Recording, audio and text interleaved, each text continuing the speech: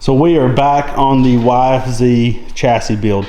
So in the last episode, you see me build the rear A-arms, and all the rear suspension is done other than shock placement, because we don't know until we get it on the floor where the shocks need to be. So soon I'm gonna have to make the shock tabs for the lower A-arm as well as the chassis to put the shock right in that location there. But what we need to do in the meantime, before we can mount those shocks, is we need to start building the double A-arm front suspension. We don't have a lot of height between these two sections of frame, and that's going to limit us with up travel past being flat. So basically, when the A-arms are flat on the front, that's going to be about max up travel. They won't be able to go up like that. So we do need to make sure that everything's set up for maximum down travel. Now, since we're using go-kart shocks, we don't have a lot of shock travel, so that's not going to be an issue. We'll just make sure to set the shock where when the A-arm is a little over completely parallel, when it's a little over that, the shock runs out of travel, and we'll do some bump stops on it. So we're going to start building this front end, and we're going to do something a little different on this front end. But we'll get to notching some tube and tacking some stuff on there. We're going to take a real quick break for a Blaster Minute. Sponsor of today's video is Blaster. You can see all through this video we've been using Multimax. I use it as drill lubricant. We use it for tubing notching and use it on the lathe, as well as creaky doors on cars. This is super handy stuff, but we're not talking about this today. We are talking about Surface Shield. This is their new formula that basically will keep rust off your chassis, off your frame of your vehicle. It's safe around rubber and electrical wires. This stuff is awesome, and it has a nice pine scent to it. So we've been using this on the SEMA buggy to keep rust off of it, because it needed to go to SEMA as a raw chassis frame. So we coated it with this, and it's been almost a year later. We're going to go check it out, and we haven't reapplied in probably 6 months. So we're going to show you how good this stuff works, and go ahead and coat it a little bit more with Blaster Surface Shield. So you can see we haven't recoated this chassis in over 6 months. It's been on a table in a building. It's been in trucks going to different shows, and it has very light surface rust. And this was 6 months down the road. And granted, we're not just coating this thing like you would a chassis of a truck or something. Well, how we're applying it is spraying it on a paper towel and rubbing it down. So we're not getting the true power out of this surface shield by doing it this way, but we just wanted it nice for the show. If you was to spray this stuff, if you live up north and use this on your frame of your vehicle, this is going to protect your frame from rusting, all your components on your chassis, and I highly recommend this stuff. It works very well. It also doesn't leave it no drip, and like I said, it has like a cedar smell to it. Blaster has been holding it down, keeping rust away from your projects and out of your life. So support Blaster and support your boy by using Blaster products. They're awesome. They have all the products shown on screen, and they're coming out with new stuff every day. So thank you, Blaster, for the sponsor of today's video. We love you, and we'll continue using you for a lifetime.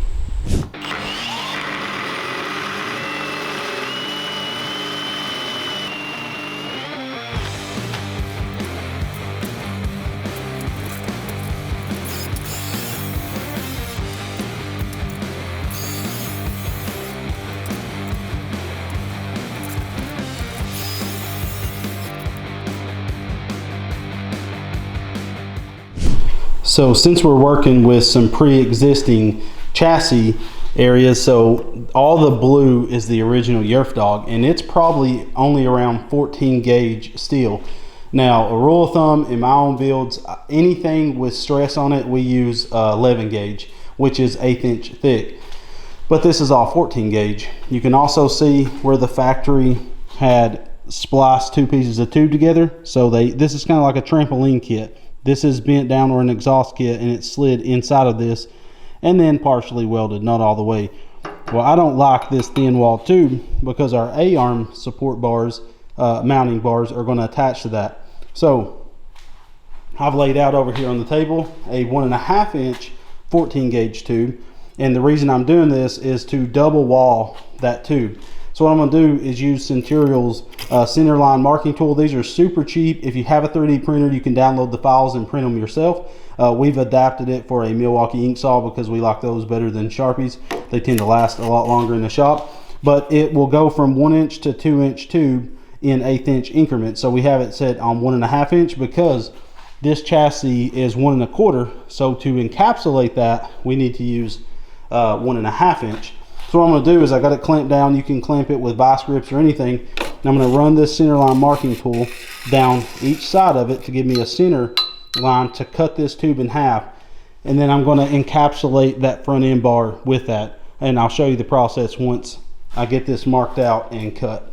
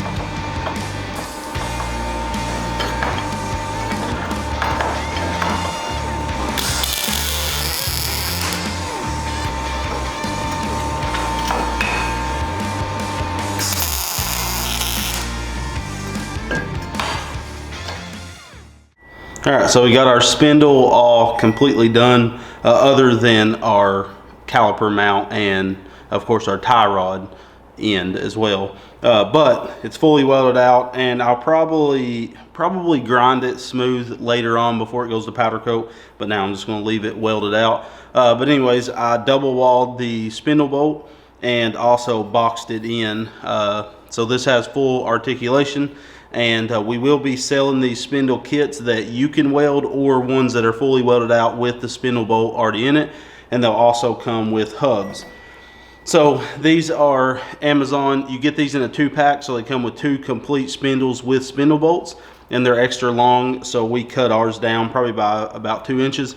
But they come with automotive grade bearings, they come with a grease cap, even lug nuts.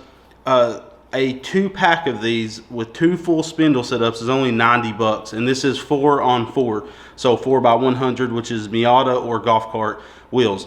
So that is extremely cheap. We was going to start machining bolts for our spindles to be able to put on our website when there's no need. You can just buy these in the links in the video description.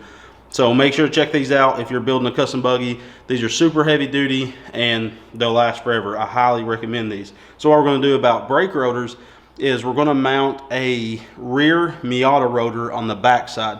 So what we have to do is we have a rotor right here. The rear Miata rotors are only single walled. They're not vented rotors. So these will work with GSXR 600 brakes. They're really nice. I think they're 4-piston. They may be 2, I can't remember. But they work with those massive brakes, so you get a ton of stopping power. So what we're going to do with these is, my lathe isn't big enough to hold this. So what I'm going to do is get the machine shop to bore this out so it fits over top of this, you know, and sets down on these. And then I'll get longer studs that will go through this and hammer into this, you know, and the extended studs will have, like, you can get the longer studs with longer, the little ribbed part of it. So our rotor will stick out, you know, a little bit off the back, and our caliper can go on. So I got 4 of these I need to get machined, so they're all done. Like I said, they'll just drop over top of that, and I'll make them hub centric so they sleeve really nice over this. So make sure to check out the links for these rotors. They're super cheap. These things are like under 20 bucks a piece. These are 90 for a set, and basically for $120 you can have a full rotor and spindle bolt kit. And then, like I said, we are in works right now with a plasma table company. Hopefully in the next month or 2 we'll have a plasma table, and we're going to start cutting these spindle kits out ready to weld. Or like I said, you can buy them welded. You can buy them with the bolt in them if you like. And we're going to have a couple different options. Then we're going to start coming out with full front end and rear A-arm kits very soon. Probably mid-winter we're going to have all this, so make sure to stay tuned, and we'll have some awesome products for your side-by-side. All right, guys, so massive shout out to Blaster for sponsoring today's video. Make sure to check out those links, buy you some Blaster, and support the company, because they're helping support your boy and make these videos possible. I know in the last video where we cut a lot of plate like this, people ask me why don't I use my plasma cutter, because I do have a 60 amp prime well plasma cutter in the shop. And the reason for that is I've found that if I'm freehand cutting something, that it takes just as much time to get the plasma cutter out, cut it, and then clean all those rough cuts out, where a grinder is minimal cleanup. In my opinion, that's what I've cut stuff out before to see the time difference, and I swear to you guys, it's faster for me to just do it with the grinder until we get a plasma table. Now we're looking at a 4x4 plasma table. We'll know something about it in the next week or 2. So once we get it, it's going to speed up builds. I mean, builds are going to escalate so fast now, especially once I get my A-arm kit. So a lot of people's been asking about my A-arm kits. The way they're going to be is they're going to be 2 different sets, a single-seater set and a 2-seater set. The only thing different between the 2 is A-arm length, and then the member, like the bulkhead that welds to your chassis. So you can buy just A-arms, you can buy just spindle, or you can buy the whole kit and caboodle that you basically just push up to the front of your buggy, and we'll show you how to, you know, how to fabricate it into a chassis.